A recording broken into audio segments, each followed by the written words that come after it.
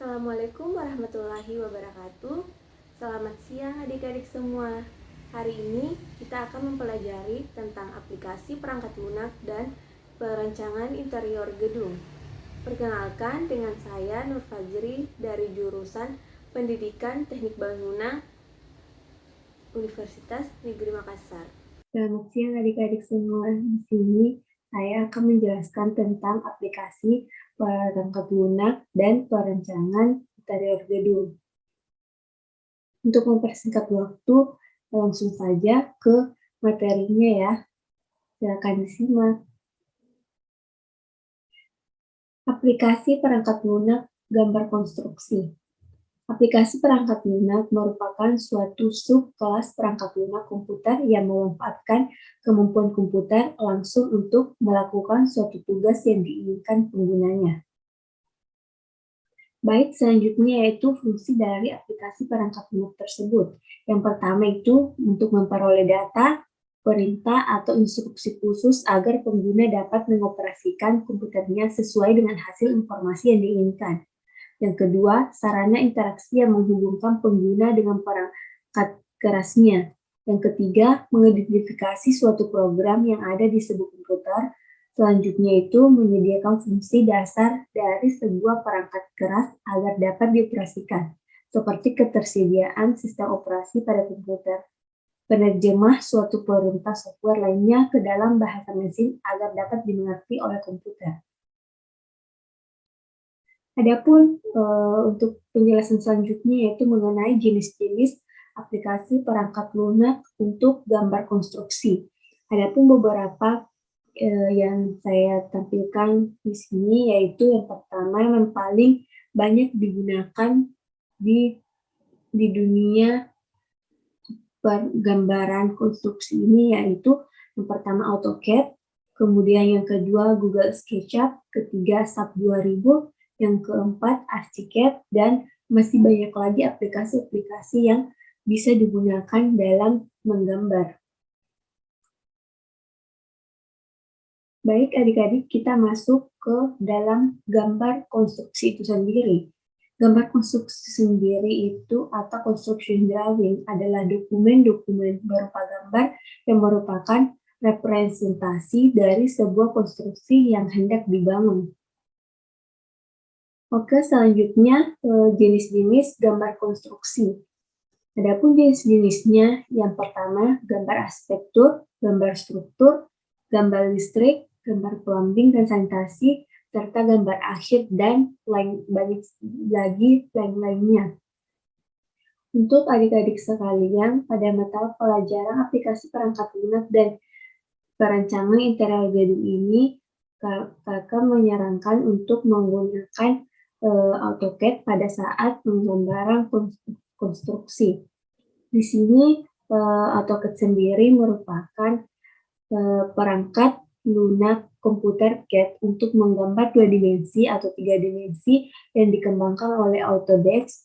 Keluarga produk AutoCAD secara keseluruhan adalah software CAD yang paling banyak digunakan di dunia. Baik, kakak akan menjelaskan beberapa saja dari perintah AutoCAD. Yang pertama itu Object Snap. Di dalam Object Snap ini terdapat beberapa perintah-perintah yang sangat berguna digunakan pada saat proses atau penggunaan AutoCAD untuk menggambar. Digunakan untuk memiliki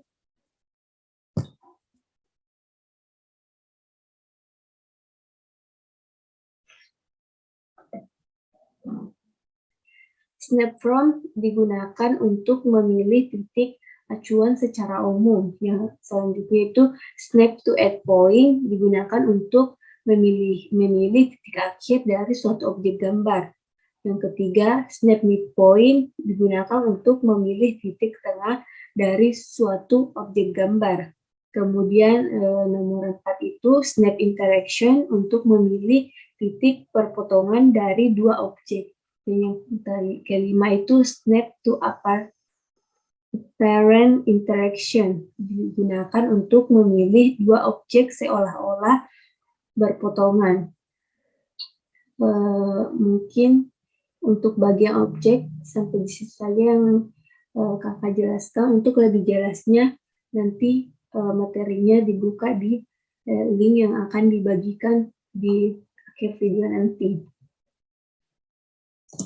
Untuk selanjutnya, yaitu perintah mengedit.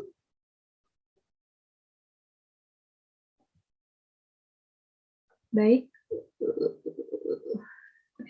untuk selanjutnya yaitu perintah mengedit, di mana toolbar modifikasi ini atau mengedit ini merupakan sebuah toolbar yang berisi perintah-perintah pengeditan objek sederhana dalam AutoCAD, seperti penggandaan atau copy, pemindahan atau move, pencerminan atau mirror, perputaran atau rotate, dan pemotongan atau trims, dan sebagainya.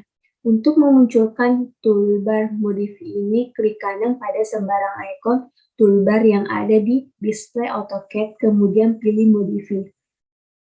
Adapun bagian-bagian dari perintah mengedit ini bisa adik-adik lihat di PPT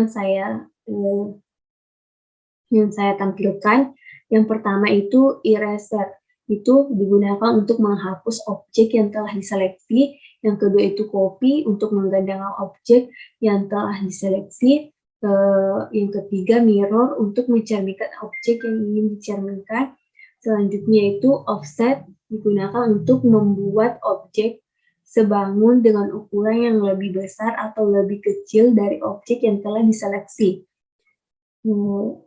Baik, untuk selanjutnya saya beralih ke perintah AutoCAD selanjutnya, yaitu perintah AutoCAD menggambar. Di mana di dalam perintah pembuatan objek pada AutoCAD, setelah kita memasukkan perintah yang akan kita gunakan, pasti AutoCAD akan memilih kita untuk menentukan titik awal pembuatan objek. Caranya yaitu dengan kita mengklik satu kali pada display AutoCAD. Setelah itu kita bisa mengikuti apa yang diminta oleh AutoCAD dengan membaca tulisan yang ada di dalam command line. Adapun bagian-bagian di dalam perintah menggambar ini bisa dilihat di layar. Yang pertama itu line. Line ini digunakan untuk membuat garis dengan cara menentukan dua buah titik ujung, di mana ujung dari garis sebelumnya merupakan titik awal dari garis berikutnya. Selanjutnya itu ray. Ray ini garis bantu dari satu titik tumpuan ke satu arah yang lain dengan panjang tidak terbatas. Kemudian ada construction line, di mana berfungsi untuk memberikan garis bantu dari satu titik tumpu ke dua arah yang lain dengan panjang tidak terbatas. Dan ada juga multi-line, garis double yang bisa ditentukan posisi kursor, skala, atau jarak antara garis maupun jenis garisnya. Baik, kita beralih ke perintah selanjutnya. Baik, untuk perintah selanjutnya, yaitu perintah dimension style, di mana perintah ini berfungsi untuk mengatur, merubah, mengedit, atau membuat tipe dimensi yang akan dipakai atau yang adik-adik yang ingin gunakan. Perintah dimension style dibahas pertama kali karena sebelum kita membuat rotasi dimensi, terlebih dahulu kita harus mengatur dimensi yang akan kita pakai melalui perintah ini. Yaitu cara mengaktifkannya perintah dimension style dengan cara ketik D pada keyboard, kemudian tekan enter, maka di display akan muncul jendela dimension style manager seperti pada gambar yang kakak tampilkan di layar. Untuk langkah-langkah selanjutnya bisa dilihat dengan jelas di layar untuk pengaturan dimension style-nya. Selanjutnya saya beralih ke cara-cara menggambar denah pada bangunan. Yang pertama itu menggambar denah bangunan, yang harus dibuat pertama kali yaitu membuat garis asnya. Di mana garis as merupakan garis tengah atau patokan yang akan digunakan untuk menentukan lurusnya sebuah garis yang dipakai. Membuat garis as dengan ukuran sesuai dengan gambar dapat menggunakan perintah line atau polyline untuk memudahkan dalam menarik garis lurus vertikal dan horizontal, yaitu aktifkan fungsi ortho. Kemudian selanjutnya membuat kolom bangunan. Pada objek kolom lengkap dengan arsirannya dapat dibuat menggunakan perintah line atau polyline ataupun dengan rectangle. Untuk membuatnya perintah H dengan pattern arcane atau arcon digunakan untuk membuat arsiran. Adik-adik bisa lihat yang kakak tampilkan ini untuk lebih jelasnya. Selanjutnya itu membuat dinding dengan plaster. Pertama itu membuat garis dinding plaster dengan bentuk sesuai pada contoh gambar yang terdapat pada layar. Kemudian untuk membuatnya itu digunakan perintah draw seperti line atau multiline, bisa juga menggunakan polyline atau rectangle. Perintah modifikasi dapat pula digunakan untuk menyelesaikan langkah ini seperti offset, copy, dan trim. Selanjutnya membuat kusen pintu, jendela, dan ventilasi. Untuk membuat kusen pintu dengan bentuk atau ukuran sesuai gambar, dapat menggunakan perintah-perintah yang yaitu perintah draw yang dapat digunakan antara lain itu line, polyline, rectangle, circle, dan arc. Dan perintah selanjutnya itu perintah modify yang dapat digunakan diantaranya itu copy, mirror, move, trim, rotate, dan block. Dan perintah selanjutnya itu arsiran untuk memperjelas bahwa ini adalah kusen, pintu, jendela, ataupun ventilasi. Untuk melengkapi arsirannya itu menggunakan perintah H dengan kode ANSI 31.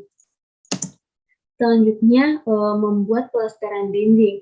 Di dalam membuat pelestaran dinding ini dapat dilakukan dengan menggunakan perintah trim untuk memotong garis tersebut sehingga bentuknya menjadi seperti gambar yang saya buat dinding bata. Untuk membuat dinding bata, kita dapat menggunakan perintah draw seperti line, multiline, ataupun polyline. Sedangkan perintah modify yang dapat digunakan diantaranya itu copy, offset, trim, dan stretch. Baiklah adik-adik, itu yang dapat saya paparkan pada kesempatan kali ini. Lebih dan kurangnya mohon dimaafkan, dan semoga adik-adik semua dalam keadaan sehat, dan untuk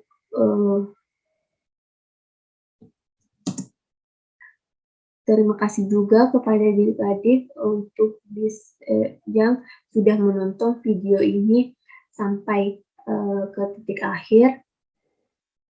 Untuk materi dan absennya bisa diakses di link yang ada di description box video pembelajaran ini. Lebih dan kurangnya mohon dimaafkan. Wabillahi taufiq wal hidayah. Wassalamualaikum warahmatullahi wabarakatuh.